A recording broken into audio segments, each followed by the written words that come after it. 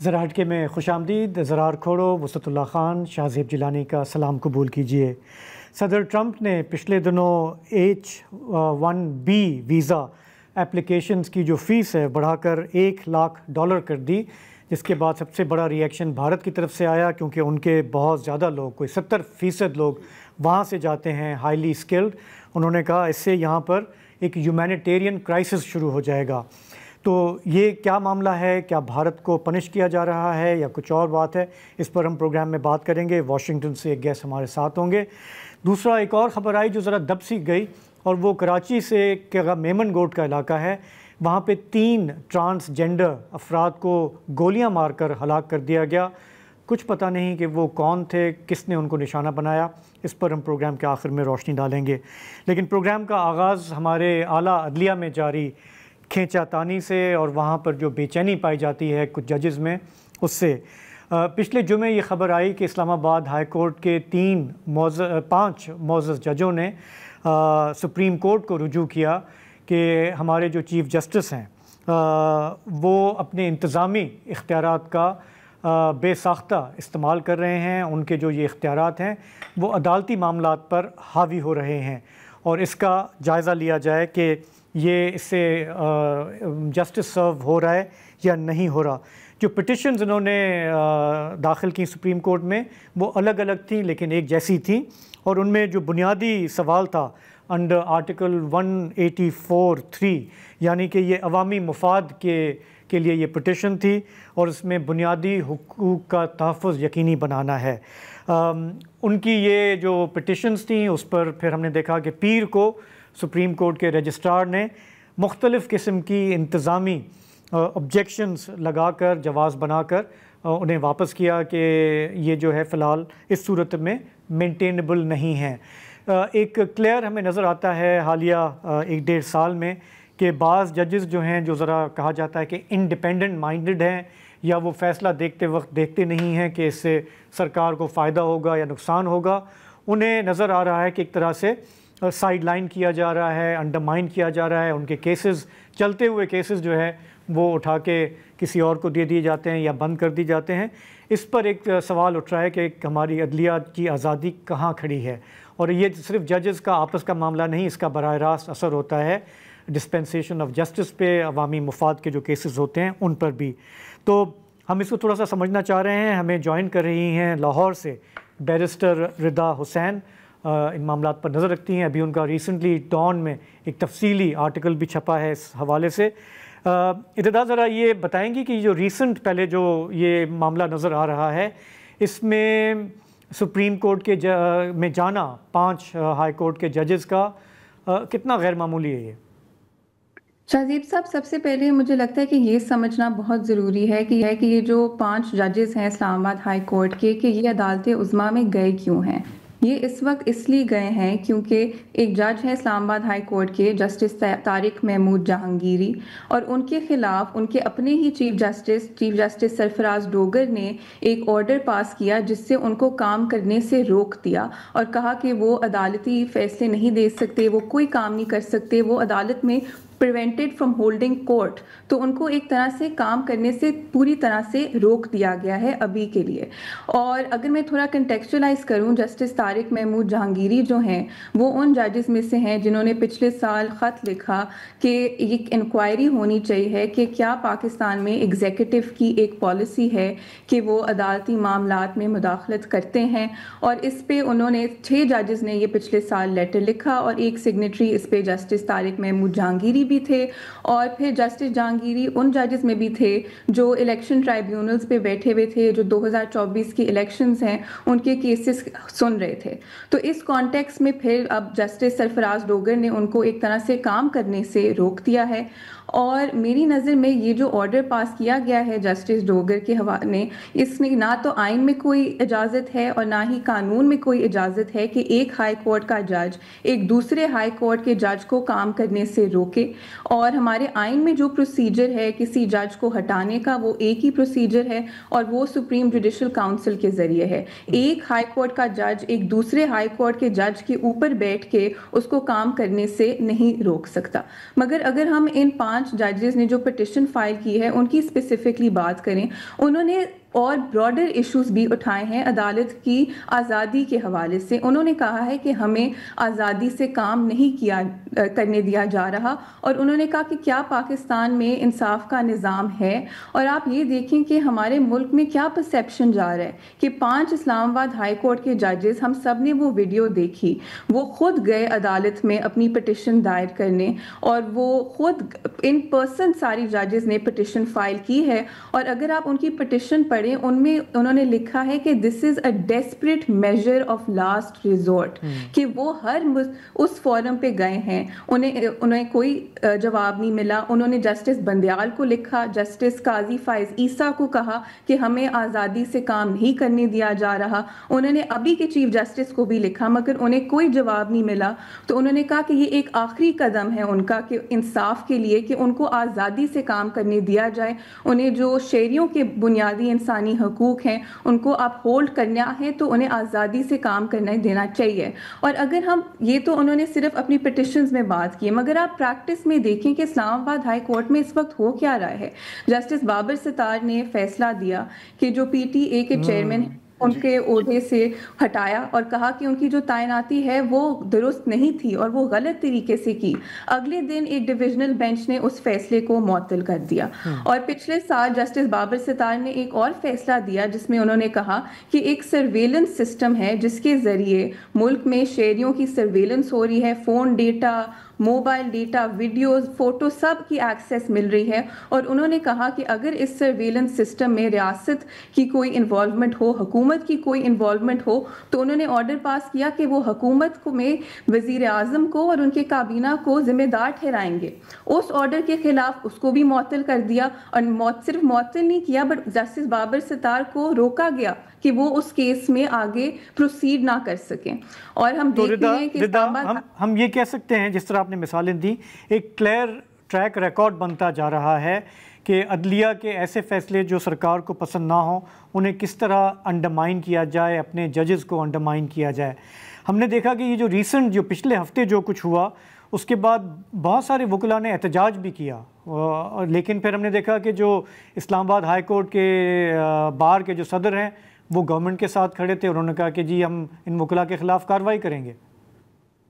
جی شاہزیب صاحب, مجھے لگتا ہے کہ آپ یہ دیکھ لیں ملک میں حال اس وقت یہ ہے کہ جو وکلاء احتجاج کر رہے تھے ان کے خلاف ایک ایف آئی آر درج کی ان کے ہی بار کے صدر نے, اور صرف ایف آئی آر رجسٹر نہیں کی مگر اس ایف آئی آر میں دہشت گردی کے بھی جو قانون ہے 780 وہ بھی لگا دیے. تو اپنے ہی وکلاء کے خلاف جو ویڈیوز تھیں اس احتجاج کی وہ سب کے سامنے تھیں. آپ کہہ سکتے ہیں کہ نعرے نہیں لگانے چاہیے تھے, آپ کو جو بھی اعتراض تھا آپ اس پہ کر سکتے ہیں, بٹ دہشت گردی کے قانون لگا رہا ہے ایک بار کا پریزیڈنٹ اپنے ہی وکلاء کے خلاف جو پریکٹس کرتے ہیں اسی عدالت میں, اور پھر وہی انہی لائرز کو بیل دینی پڑی. تو کیا اس اب ہمارے ملک میں احتجاج کرنے کی بھی اجازت نہیں ہے کہ کوئی غلط کام ہو اس کے خلاف کوئی آواز اٹھائے تو اب اس کے خلاف دہشت گردی کے قانون بھی لگائے گا ایک بار کا پریزیڈنٹ.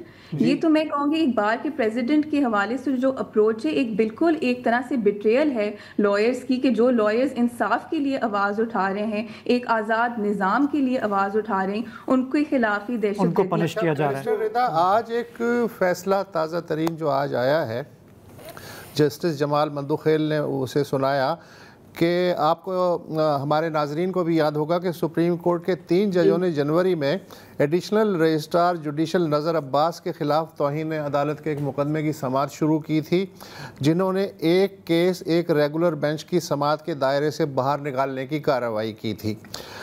جسٹس منصور علی شاہ اور جسٹس عقیل عباسی نے ڈپٹی رجسٹرار کے خلاف توہین عدالت کا یہ کیس بہرحال 27 جنوری کو واپس لے لیا تھا, اور پھر چیف جسٹس کو ایک سوال بھجوایا کہ آیا سپریم کورٹ کی جو ریگولر کمیٹی ہے اور آئینی کمیٹی اس کے خلاف توہین عدالت کا اگر کوئی کیس ہو تو اس کی سماعت کے لیے فل بینچ کی تشکیل ہونی چاہیے یا نہیں.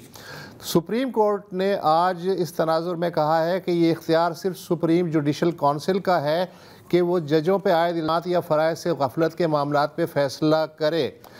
فیصلے میں یہ بھی کہا گیا کہ ایک عدالت کا جج اسی عدالت کے کسی دوسرے جج کے خلاف نہ تو رٹ جاری کر سکتا ہے نہ کوئی ایکشن لے سکتا ہے۔ یہ جو آج کا فیصلہ ہے، اس تناظر میں آپ جسٹس جہانگیری کا جو روکا جانا ہے اسے کیسے دیکھتی ہیں؟ مجھے لگتا ہے کہ یہ بہت ایک اہم فیصلہ ہے جو آج آیا ہے سپریم کورٹ کے حوالے سے، مگر میں ایک اگر پوائنٹ کروں کہ یہ جو ججز کو روکنے، اس کام سے روکنے کی ایک پریکٹس تھی یا جو قانون لایا جاتا تھا، جنرل یحییٰ خان کے دور میں ایک قانون لایا گیا جب ملک میں فوجی آمدیت تھی کہ اگر کسی جج کے خلاف کوئی کمپلینٹ ہو سپریم جوڈیشل کاؤنسل میں، اس کے دوران جو صدر ہیں وہ جج کو گھر بھیج سکتے ہیں۔ اور یہ جیسے میں نے کہا جنرل یحییٰ خان کا قانون تھا، جن ججز کو انہوں نے گھر بھیجنا تھا وہ اسی جو پریزیڈنٹ آرڈر تھا اس کا استعمال کرتے تھے۔ جو سپریم کورٹ ہے افتخار محمد چودھری کے کیس میں انہوں نے یہ سیٹل کر دیا کہ یہ قانون اس کو غیر آئینی قرار دیا یحییٰ خان کے قانون کو، اور کہا کہ صرف سپریم جوڈیشل کاؤنسل جس میں سپریم کورٹ کے چیف جسٹس، 2 سینئر ترین جج اور 2 ہائی کورٹ کے ججز ہیں، یہ سپریم جوڈیشل کاؤنسل ہی آئینی ادارہ ہے جو ججز کو ہٹا سکتا ہے۔ تو یہ تو افتخار محمد چودھری کے کیس میں سیٹل ہو گیا تھا کہ ایک ہی طریقہ ہے ایک جج کو ہٹانے کا، ایک ساتھی جج اپنے جج کو نہیں ہٹا سکتا اور نہ ہی اسے کام کرنے سے روک سکتا ہے۔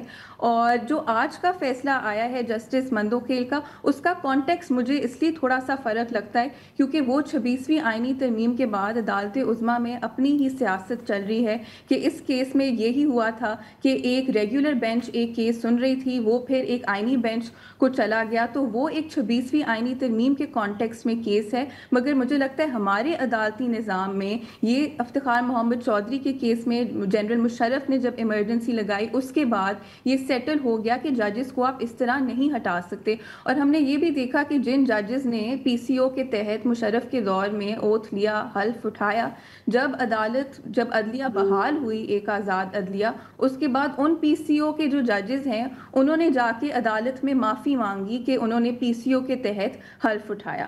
تو میری نظر میں یہ جو جنگ ہے عدالت کی آزادی کی، وہ ہم ایک دفعہ لڑ چکے ہیں اور یہ پرنسپل سیٹل کر چکے ہیں۔ تو آج اس بات کا کتنا امکان ہے کہ جسٹس مندوخیل نے جو ایک فیصلہ سنایا ہے اس کو ایک لارجر بینچ سنے اور اس فیصلے کو واپس کر لے؟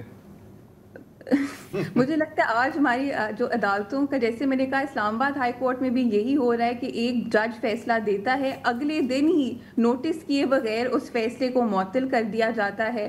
اور ہمارے عدالت عظمیٰ میں بھی آج کل یہی ہو رہا ہے کہ ایک کیس کا فیصلہ آتا ہے اور اگلے دن ہی اسی، اگر وہ سرکار کے خلاف فیصلہ ہو پھر تو وہ اور بھی جلدی معطل۔ رضا، آپ نے کہا نا کہ یہ جنگ ہمارا خیال تھا کہ یہ لڑی گئی، کئی جنگیں ہیں جو ہم لوگوں کا خیال تھا کہ لڑ بھی گئیں اور جیت بھی گئیں، جو اب لگ رہا ہے کہ نہیں یار وہ کبھی ختم نہیں ہوتی، بہت چیزیں ہیں جو سیٹل تھی جو اب انسیٹل ہو گئی ہیں۔ اور میرا خیال ہے، یہ میری اپنی رائے ہے کہ جو ابھی جج صاحبان خود کہہ رہے ہیں کہ ہماری ڈیسپریٹ لاسٹ ڈچ ہماری اٹیمپٹ ہے، ان کو بھی پتہ ہے کہ ہوگا کچھ نہیں۔ یہ اب اپیل دائر کی جا رہی ہے اسلام آباد ہائی کورٹ میں نہیں لیکن تاریخ کی عدالت میں، کہ گوئنگ فارورڈ 10 سال بعد اگر کوئی بیٹھ کے کوئی ٹاک شو کر رہا ہوگا وہ کہے گا کہ یار ہاں لیکن لوگوں نے یہ ہے نا ذرا، لیا تھا، یہ ہے کہ ان میں اتنا دم خم ہے کہ وہ ان کے بس میں جو کچھ ہے وہ کر، میں وہی کہہ رہا ہوں نا، مطلب جب جج جو ہے وہ خود سائل بن جائے، مدعی بن جائے، عدالت کا دروازہ کھٹکھٹا رہا ہو، تو پھر ہم دیکھ سکتے ہیں کہ ہمارا نظام اب یہ فار دا ریکارڈ ہے، یہ سب کچھ فار دا ریکارڈ، وہ بھی ضروری ہے، کیونکہ خاموشی سے ریزائن کر کے گھر چلے جائیں، دوسرا آپشن یہ ضروری ہے تاکہ کہیں نہ کہیں ایک کوئی چیپٹر لکھا ہوا ہو کہ یار اس بندے نے، کہ ہم نے لڑائی لڑی، ہم نے کوشش کی، جیتے یا نہ جیتے وہ تو اور فیصلہ ہے۔ رضا حسین، آپ کا بہت بہت شکریہ، آپ نے ساتھ دیا اس سیگمنٹ میں۔ ہم ایک بریک لیں گے، واپس آئیں گے تو بات کریں گے صدر ٹرمپ کے جو فیصلے آ رہے ہیں اس سے انڈیا میں کتنی بے چینی ہے۔ Welcome back. اور پتہ نہیں کیوں ایسے لگ رہا ہے کہ بھارت اور امریکہ کے بیچ کشیدگی بڑھتی ہی جا رہی ہے۔ پہلے آپ کو یاد ہے کہ مئی میں پاکستان اور بھارت کے بیچ میں جنگ ہوئی اور ڈونلڈ ٹرمپ، امریکن صدر ڈونلڈ ٹرمپ نے کہا کہ جی یہ جنگ میں نے بند کروائی, بھارت ماننے کے لیے تیار نہیں ہے. اور میرا خیال ہے کہ امریکن صدر ٹرمپ نے تو ابھی یونائٹڈ نیشنز میں بھی اس کا ذکر کر دیا, لیکن ظاہر ہے بھارت کی طرف سے 131ویں دفعہ. اب یہاں پہ کاؤنٹر لگانا چاہیے ہمیں پیچھے. بہرحال ایک مسئلہ یہ تھا, لیکن یہاں پر بات ختم نہیں ہوتی. پھر آپ کو یاد ہے کہ اگست کا جو مہینہ تھا وہ کافی بھاری تھا بھارت کے لیے.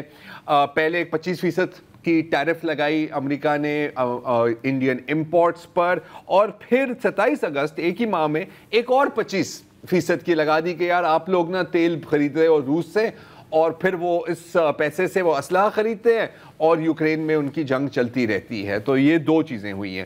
اچھا, اب ظاہر ہے نتیجتاً انڈیا کے جو ایکسپورٹس ہیں, اور امریکہ نمبر 1 مارکیٹ ہے انڈیا کا, ان میں بھی ہم نے دیکھا ہے کہ کمی ہوئی ہے. جیسے کہ اسمارٹ فونز جو ہے نمبر 1 ایکسپورٹ انڈیا کا ٹو امریکہ, اس میں تقریباً 40 سے 42% کی کمی دیکھی ہے ہم نے مئی سے اگست تک. مطلب کہ $1 بلین کی کمی آئی ہے. This is a significant amount. اچھا, اب بھارت کے وزیر خارجہ اور American secretary of state doctor Jai Shankar اور مارکو روبیو کے بیچ میں ایک ملاقات ہوئی ہے. وہ کہہ رہے ہیں کہ نہیں یہ سارے معاملے ہم حل کر دیں گے, لیکن یہ معاملے شاید حل ہو جائیں. 2 اور وار کیے ہیں امریکہ نے بھارت کے اوپر.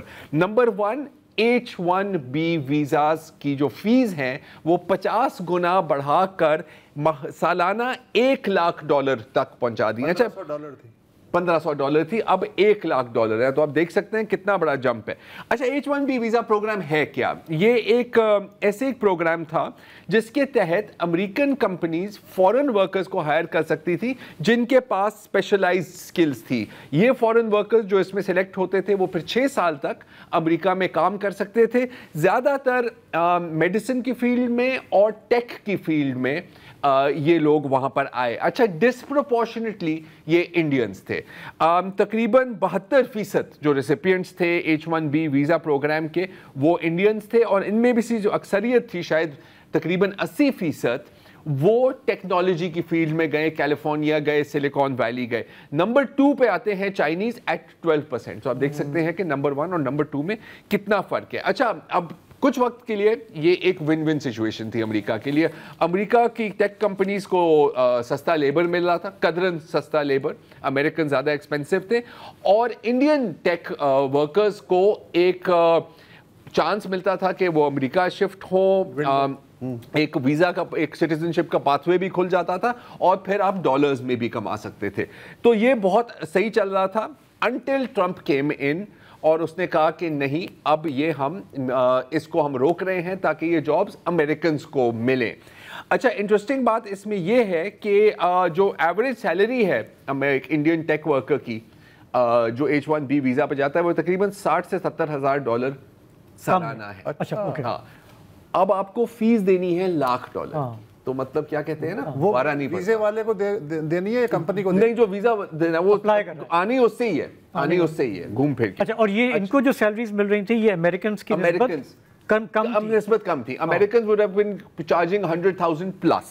اچھا, ایک یہ بات ہے, لیکن اس کے ساتھ ایک اور چیز ہوئی ہے. اب جسی دن پاکستان اور سعودی عربیہ کے بیچ میں یہ معاہدے پر دستخط ہوئی, اس کے ایک دن بعد امریکہ سے ایک بہت بڑی خبر آتی ہے, اور وہ ہے کہ بھارت کو جو ایرانین بندرگاہ چابہر آپریٹ اور ڈیولپ کرنے کے لیے ایک استثناء حاصل ملا تھا امریکہ سے کہ آپ پر ہم سینکشنز نہیں لگائیں گے, اس کو واپس لے لیا ہے. یعنی کہ سینکشنز کے ویور کو کینسل کر دیا ہے.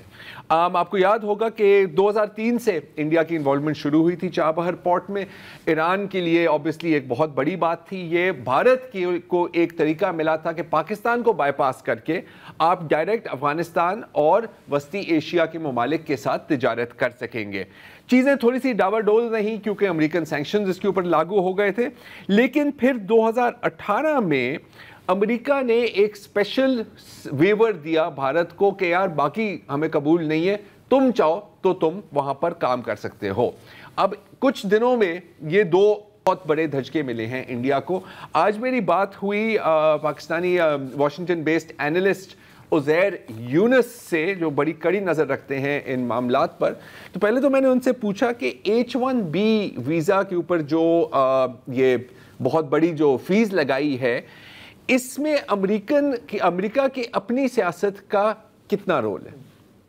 H1B ویزا کا جو ایشو ہے، جہاں تک مجھے یاد پڑتا ہے کہ 2016-17 سے کم از کم اس پہ میں نے بحث فالو کی ہے، پرٹیکولرلی ریپبلکن پارٹی کے کور میں، جس کا شروع میں ماگا بیس بڑا چھوٹا ہوتا تھا، لیکن اس کا ایک بڑا ٹاپ ایجنڈا تھا شروع سے ہی، اور اب جا کے جو ہے اس پہ ایکشن لیا گیا ہے۔ اور انٹرنل سیاسی جو بات ہے وہ یہ کہ یہ جو فورن ورکرز آتے ہیں وہ امریکی جابز لے رہے ہیں، بالخصوص ٹیکنالوجی کے سیکٹر میں، اور جو براڈ رپورٹنگ ہوئی ہے سالوں سال سے، اس کے اندر 3 بڑی چیزیں ہیں جس پہ فوکس کیا گیا ہے۔ نمبر 1 یہ کہ سستا ٹیلنٹ لیا جاتا ہے دوسرے ممالک سے، بالخصوص بھارت سے، وہ امریکہ آتا ہے، اس کو ٹرین جو ہے وہ امریکی ٹیلنٹ یا امریکی ورکر کرتا ہے، اور 6 مہینے کی ٹریننگ کے بعد اس ورکر کی چھٹی ہو جاتی ہے، اور سستا ٹیلنٹ جو ہے وہ H1B ویزا پہ اس کا کام کرنے لگتا ہے۔ نمبر 1۔ نمبر 2 کرٹیسزم ہے کہ بہت ساری کمپنیز جو کہ اسپیشلائز کرتی ہیں اب H1B ویزا ورکر پرووائڈ کرنے کے لیے، وہ ایک بڑے لیول کا فراڈ بھی کرتی ہیں، مس رپورٹنگ کرتی ہیں، اور اس طرح سے لوپ ہولز کو ایکسپلوئٹ کر کے جو ہے امریکی ورکرز کی جو ویجز ہیں انہیں ڈاؤن ورڈ کمپریس کرتی ہیں، یعنی کہ انہیں کم کر دیتی ہیں۔ یہ دوسرا کرٹیک ہے۔ اور تیسرا جو کور کرٹیک ہے، جو کہ عموماً H1B کا ایشو نہیں ہے، لیکن جو یہ نیٹیوسٹ ایجنڈا ہے، ریسسٹ ایجنڈا ہے اس ریپبلکن پارٹی کا، کہ آپ جیسے لوگ یا میرے جیسے دکھنے جیسے لوگ امریکہ میں آ رہے ہیں اور امریکہ کی نسل جو کہ گوڑی چمڑی کی نسل ہے اسے خراب کر رہے ہیں۔ اسٹیون ملر اس بات کی بڑی عکاسی کرتے ہیں اس ایڈمنسٹریشن میں، تو انہوں نے کہا کہ یہ بھی ایک طریقہ ہے کہ یہ H1B پہ لوگ آتے ہیں، پھر شادی کر لیتے ہیں، بچے یہاں پیدا کرتے ہیں، اور پھر سٹیزن بن کے امریکہ کی جو نسل ہے یا جو رنگ ہے امریکہ کا اسے تبدیل کر رہے ہیں۔ تو یہ تینوں چیزیں جو ہیں گھوم پھر کے مجموعی طور پہ اس پالیسی ڈیسیجن میں رزلٹ کیا اس نے۔ تو یہ تو ہوئی کہ اس کے پیچھے سوچ کیا تھی ریپبلکن پارٹی کے ماگا ونگ کی۔ بھارت پر اس کا کیا امپیکٹ پڑے گا؟ بھارت پہ امپیکٹ جو ہے وہ ایک گہرا پڑے گا اس کے نتیجے میں، وہ اس لیے کیونکہ صرف H1B کا ایشو نہیں ہے، بہت سارے بھارتی اسٹوڈنٹ جو امریکہ آتے ہیں وہ بھی اسی لیے آتے ہیں کہ انہیں امید ہوتی ہے کہ H1B ویزا لگے گا۔ تو بھارت کی جو ایسپریشنل مڈل کلاس ہے، بالخصوص وہ مڈل کلاس جو کہ سٹیم فیلڈز میں ہیں، انجینئرنگ، میتھ، سائنس کی فیلڈز میں، جو کہ Amazon، مائکروسافٹ وغیرہ جیسی کمپنیز میں کام کرنے کی امیدوار ہوتے ہیں، ان کے لیے ایک دروازہ بند ہو گیا ہے۔ اور اب بھارت میں یہ دیکھنا پڑے گا کہ یہ جو ایسپریشنل مڈل کلاس ہے یہ کہاں جاتی ہے۔ کچھ لوگ کہہ رہے ہیں کہ UK، پورچوگل ایٹسیٹرا جیسے ممالک شاید اپنا ویزا رجیم تھوڑا سا کھولیں ٹو اٹریکٹ دیز پیپل، لیکن اکنامک امپیکٹ ضرور ہوگا۔ بلکہ میری ایک بھارتی دوست سے بات ہو رہی تھی جو ٹیکنالوجی سیکٹر میں ہے، ان کا یہ کہنا تھا کہ بیسکلی ایک دروازہ جو تھا ایسپریشنل مڈل کلاس کا کہ پڑھ لکھ کے آپ ایک اچھی کمپنی میں امریکہ میں نوکری کریں، وہ دروازہ بند ہو گیا ہے۔ تو اس کا اکنامک امپیکٹ اور سوشل امپیکٹ ہم آنے والے مہینوں میں دیکھیں۔ تو یہ تو ہو گیا ایک امپیکٹ۔ ایک اور بھی چیز ہوئی ہے جو اب ٹارگٹ کر رہے ہیں ان امریکن کمپنیز کو جو فورن ورکرز کو اپنی سروسز آؤٹ سورس کرتے ہیں۔ اب اس میں بھی بھارت کا بہت بڑا لاس ہے۔ ایک وقفہ لیتے ہیں پھر اس پہ بات کرتے ہیں۔ اچھا، اب ایک تو جو نقصان ہوا ہے بھارت کو وہ H1B ویزاز کی فیس بڑھانے سے ہوا ہے، لیکن ایک اور جو اب وار کر رہے ہیں امریکن ریپبلکنز وہ ہیں ان امریکن کمپنیز پر جو اپنے امریکن کنزیومرز کی سروسز، کال سینٹرز وغیرہ اس طرح کی چیزیں بیرون ملک آؤٹ سورس کرتی ہیں، ظاہر ہے پیسے بچانے کے لیے۔ اگر کوئی پاکستان میں آپ آؤٹ سورس کر رہے ہیں یا آپ امریکہ سے وہ سروس لے رہے ہیں، ظاہر ہے زمین آسمان کا فرق ہے۔ تو اب ایک ریپبلکن کانگریسمن نے ایک قانون انٹروڈیوس کیا، ایک ایکٹ پاس کرانے کی کوشش کر رہے ہیں کہ ان جو پیمنٹس فورن فری لانسرز کو جا رہی ہیں یا آؤٹ سورس ہو رہی ہیں ان پر بھی 25% کی ٹیکس لگے گی۔ تو عزیر، اس سے صرف بھارت پہ تو امپیکٹ نہیں پڑے گا، کن کن پر امپیکٹ پڑے گا؟ یہ بھی امپیکٹ جو ہے اگین اس کا جو مین ایجنڈا جو کور اگر آپ نے سمجھنا ہے وہ یہ کہ امریکی ورکر کا نقصان ہو رہا ہے اور اس نقصان کا فائدہ دنیا بھر کے ورکرز اٹھا رہے ہیں۔ یہ کور ایجنڈا ہے، اس کو ٹھیک کرنا ہے ٹرمپ ایڈمنسٹریشن نے، یہ کرنا چاہتے ہیں۔ اس اگر ہائر ایکٹ کی جو آپ بات کر رہے ہیں یا باقی بھی میں سن رہا ہوں واشنگٹن میں کہ باقی آؤٹ سورسنگ سروسز پہ بھی ٹیکس لگایا جائے گا، اس پہ سوچ بچار ہو رہا ہے۔ उसका इम्पैक्ट भारत पे पड़ेगा, फिलीपींस एक बड़ी मार्केट है आउटसोर्सिंग के लिए, उस पर पड़ेगा। और जैसे पाकिस्तान में भी अगर आप देखें, पाकिस्तान की कंपनीज जो हैं कुछ छोटे लेवल पर हैं, इतनी ग्लोबल नहीं हैं, लेकिन वो भी आउटसोर्सिंग सर्विसेज प्रोवाइड करती हैं कॉल सेंटर्स के लिए वगैरह वगैरह, अमेरिका, यूरोप एट्सेट्रा जैसी जगहों पर, तो उन सब पे इम्पैक्ट पड़ेगा। अब उसका जो एंड में नतीजा होगा वो हम देखेंगे कि जब लेजिस्लेशन आती है या पॉलिसी चेंज होता है एग्जीक्यूटिव ऑर्डर में, तो क्या उसमें लिखा जाता है। लेकिन एक जो उसका अभी भी ऑलरेडी बिजनेसेस जो प्लान कर रहे हैं वो कह रहे हैं फिर हम आउटसोर्स नहीं करेंगे, हम अपनी ऑफिस ही फिलीपींस या भारत में खोल लेंगे।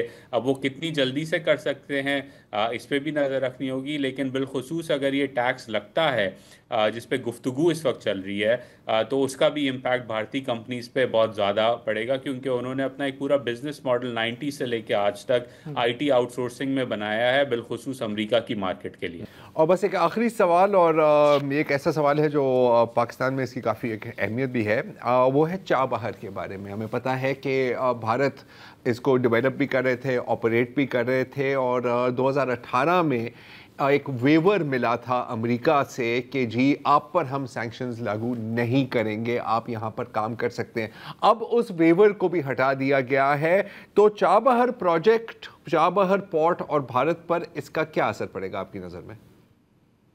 देखिए, इसका जो पॉलिसी डायरेक्शन है ट्रंप इंतज़ामिया का, वो ये कि अमेरिका की जो पॉलिसी थी स्ट्रेटेजिक अल्ट्रुइज़म की, यानी कि भारत के लिए थोड़ी सी जगह खोल के रखना, क्योंकि वो चाहता था भारत अमेरिका के करीब आए, तो रशियन ऑयल हो गया, S-400 हो गया, चाबहार हो गया, इन चीज़ों पे वेवर्स दें, भारत के लिए थोड़ी सी गुंजाइश रखें। इस एडमिनिस्ट्रेशन का जो पर्सपेक्टिव मैं समझ पा रहा हूँ वो ये कि उन चीज़ों पे गुंजाइश अब नहीं दी जाएगी, और इसका ये इसलिए नहीं कि क्योंकि भारत से दोस्ती बिल्कुल ख़त्म हो गई है, इसलिए क्योंकि ये एडमिनिस्ट्रेशन समझती है कि रशिया के ऊपर प्रेशर डालना है, ईरान के ऊपर प्रेशर डालना है, और उस प्रेशर डालने के लिए ज़रूरी है कि ये वेवर्स ख़त्म किए जाएँ। तो अगेन रिलेशनशिप में वॉलेटिलिटी इंसर्ट करेगा ये, H1B भी करेगा, आउटसोर्सिंग का अगर टैक्स होता है वो भी करेगा, रशियन ऑयल का टैरिफ ऑलरेडी कर चुका है, और मैं अभी सुन रहा हूँ कि फार्मास्यूटिकल्स के ऊपर भी टैरिफ लगने की बातचीत चल रही है। तो अगर वो भी आगे बढ़ती है बात, तो अगेन एक और चीज़ लिस्ट पे ऐड हो जाएगी, जो कि अमेरिका भारत ताल्लुकात में एक और वॉलेटिलिटी का जो है सामना करना पड़ेगा इस रिलेशनशिप को। तो ये स्क्रूज टाइट हो रहे हैं इंडिया पे, राइट? जो हनीमून पीरियड इंडिया ने एंजॉय किया है for a very long time, चाहे वो रिपब्लिकन्स हों या डेमोक्रेट्स हों। मुझे याद है ये 2006 में जब सिविलियन न्यूक्लियर डील हो रही थी, उस वक्त मैं वॉशिंगटन में था, मैंने दिन रात बैठ के वो स्पीचेस देखी कांग्रेस में, पागल हो गए थे। मतलब out pouring of love for India, मतलब भाई हो, क्योंकि वो वहाँ पे लॉबीज भी हैं, पैसा भी लगाते हैं, बट इट वाज लाइक जैसे कोई ट्विन ममालिक है ना, वो बिगेस्ट डेमोक्रेसी, ग्रेटेस्ट डेमोक्रेसी और ये सब। और अब ये ट्रंप के आने के बाद ये मूड हम पहली दफ़ा देख रहे हैं कि इतना फ्लिप हुआ है। ये जमहूरियत की खूबसूरती है। देखिए हम भी अगेन उन दिनों में अब ज़ाहिर है हम भी यार देख रहे थे, हम कह रहे थे यार पता नहीं क्या होने वाला है यार, हम तो गए काम से, वो एक अलग बात है। लेकिन मुझे याद है मेरी एक इंडियन जर्नलिस्ट दोस्त से बात हो रही थी, तो मैंने कहा देखो ये सब कुछ सही है, आपके लिए बड़ा अच्छा हो रहा है, लेकिन एक चीज़ हमेशा याद रखना कि कभी कभी अमेरिका की दोस्ती अमेरिका की दुश्मनी से ज़्यादा बुरी होती है ना, क्योंकि इनका कोई भरोसा नहीं होता।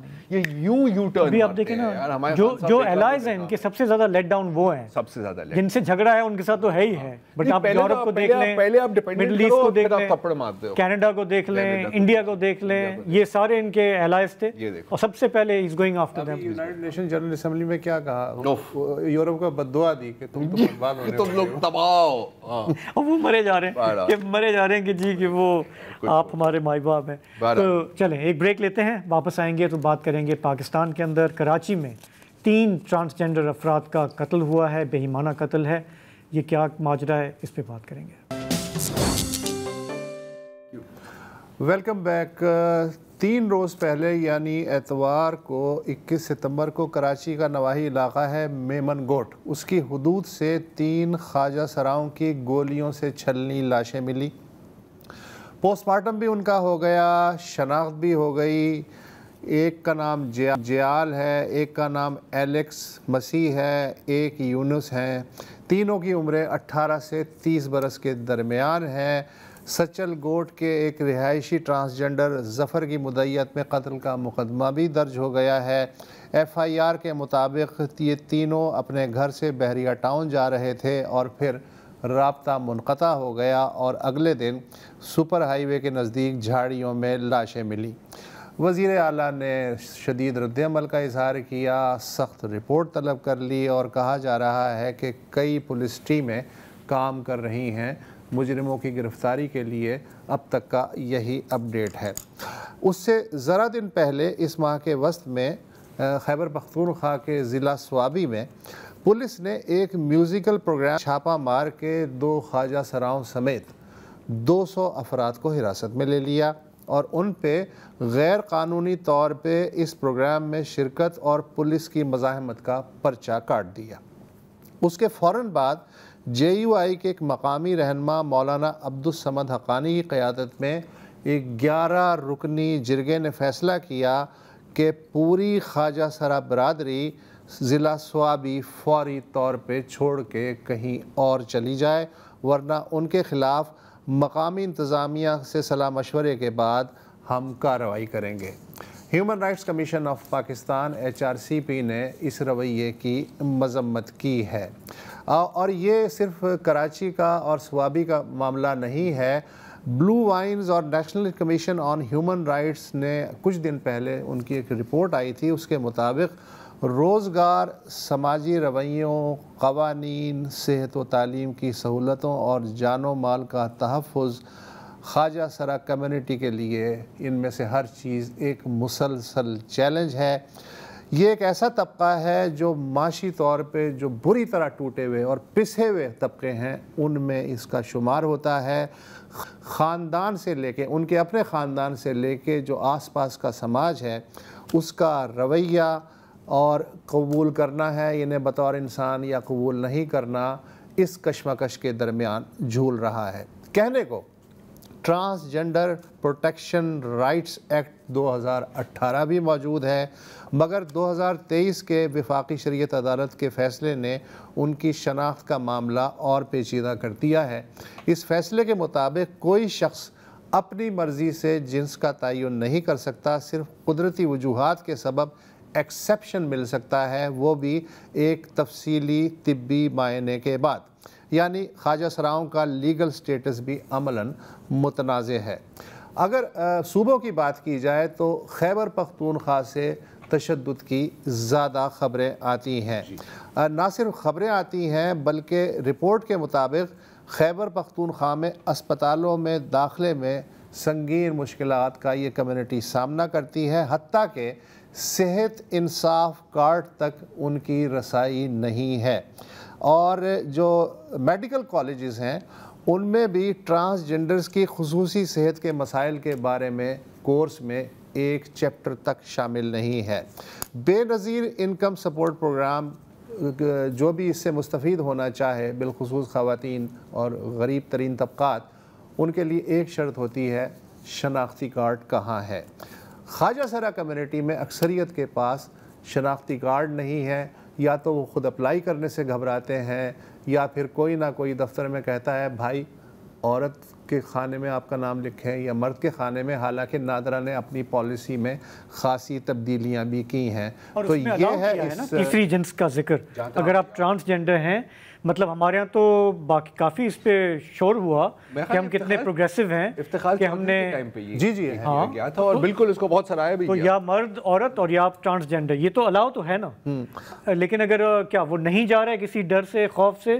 کیونکہ جب اسٹیٹ نے ریکگنائز کر لیا کہ مرد اور عورت کے علاوہ تیسری جنس بھی ہے، لیکن اسٹیٹ نے تو ریکگنائز کر لیا، مگر اگر لوور سٹاف ان سے کہے ہاں بھائی بس اتنا پتہ ہے مسئلہ یہ ہے نا شاہزیب، میرا خیال ہے کہ دیکھو ریکگنائز کرنا اور کرنے اور امپلیمنٹ، ویسے تو ایکٹ بھی بنا ہوا ہے ٹرانسجنڈر پروٹیکشن رائٹ کا، اکثر ہم دیکھتے ہیں کہ لا بن جاتا ہے، بائی لاز نہیں بنتے۔ آئی تھنک کوسچن یہی آتا ہے، نہیں پہنچتی، کوسچن یہی آتا ہے کہ کوئی جاتا ہے نادرا کہتا ہے کہ جی کہ میرا جو یہ خانہ ٹرانسجنڈر ہے، تو اگر کچھ لوگ سوال اٹھا رہے ہیں کہ بھائی آپ اگر مرد پیدا ہوئے تو آپ عورت نہیں بن سکتے، اور تب تک آپ کو نہیں مانا جائے گا جب تک طبی معائنہ نہیں ہوگا، مطلب جب تک آپ بایولوجیکلی آپ پروون نہیں ہوں گے، آپ کا اپنا جو سینس آف جینڈر ہے وہ ہم تسلیم نہیں کریں گے۔ اور ہمارے یہاں مذہبی جماعتوں کا یہ جو بہت ہی ریگریسو رویہ ہے اس حوالے سے وہ بار بار آڑے آتا رہا ہے، پارلیمنٹ میں بھی، قانون سازی میں بھی. نہیں ان کو چھوڑیں، مجموعی طور پہ سماج جو ہے آس پاس پڑوس میں ان کا کیا رویہ ہے، پڑھے لکھے لوگوں کا کیا رویہ ہے؟ پتہ نہیں، میرا تجربہ یہ ہے کہ ہمارے عام لوگوں میں پھر بھی ایک ٹالرنس ہے، روایتی طور پہ رہی ہے، ان کو قابل برداشت، لیکن سب ہیومن لیول پہ سب. ہاں نہیں ٹھیک ہے سب، مطلب یہ نہیں ہے کہ وہ فوراً ان کو کوئی اٹیک کرے گا. ہم روز اپنے ٹریفک سگنلز پہ دیکھتے ہیں، جس طرح آپ نے کہا جب کوئی اپرچونٹی نہیں ہوگی تو آپ بھیک ہی مانگیں گے. جب آپ ان کو ویسے اس میں بھی میں یہ دیکھتا ہوں کہ اکثر لوگ، اب میں پرسنٹیج نہیں بتا سکتا، سروے نہیں کیا، ان کو ہمدردی سے ڈیل کر رہے ہوتے ہیں، ان کو پیسے دے رہے ہوتے ہیں. یار چھچورے لوگ ہوتے ہیں جو مذاق اڑا رہے ہوتے ہیں. جو طبقے کو آپ ہمدردی سے کیوں ڈیل کر رہے ہیں؟ سیدھی سی بات ہے کہ اس کا مطلب ہے کہ آپ انہیں ایکول لیول پہ نہیں سمجھتے. جو سب سے والنریبل ہوتے ہیں کسی بھی معاشرے میں، کوئی بھی طبقہ ہو، سب سے زیادہ ایکسپلوئٹ بھی وہی ہوتے ہیں. اچھا، کیونکہ آپ کو ایک بلینک چیک حاصل ہے نا. جیسے بیلا وائلنس کے بارے میں آپ نے یقیناً سنا ہوگا. یہ باقاعدہ جرائم پیشہ گروہ ہیں جن کا کام ہی ہے صرف خواجہ سراؤں پر تشدد کرنا. وچ ہنٹ ہے، ویسے وچ ہنٹ بھی نہیں ہے. وہ کہیں گے یار یہ میرے قابو میں ہے، ابھی اور کسی کو نہیں دیکھے گی. ایک اسٹیٹس سمبل بن جاتا ہے. اچھا، اکثر جو بیلا گروپس ہوتے ہیں وہ HIV پازیٹیو بھی ہوتے ہیں. یہ مطلب ٹرانسجینڈر کمیونٹی سے مجھے خبریں مل رہی ہیں، تو پھر وہ جا کے پھر ان کو بھی انفیکٹ کرتے ہیں. تو ایک بہت اور اگین جو دیکھا ہے کہ اکثر زیادہ تر جو مرڈر کیسز ہیں، اگر ہم اپنی نارمل ریٹ دیکھیں مرڈر کیسز کی سالو ہونے کی، اگر آپ خواجہ سرا کے کمیونٹی میں جا کے دیکھیں وہ اس کی کوئی دلچسپی نہیں لے گا، آلموسٹ زیرو ہیں. اور دوسرے کہ شاید ملازمتوں میں، سرکاری ملازمتوں، ان کا کوئی معمولی سا بھی کوٹا ہے، لیکن اگین آج تک آڈٹ نہیں ہوا کہ کتنے سرکاری جو ڈپارٹمنٹس ہیں وہ اس کو کمپلائی کر رہے ہیں.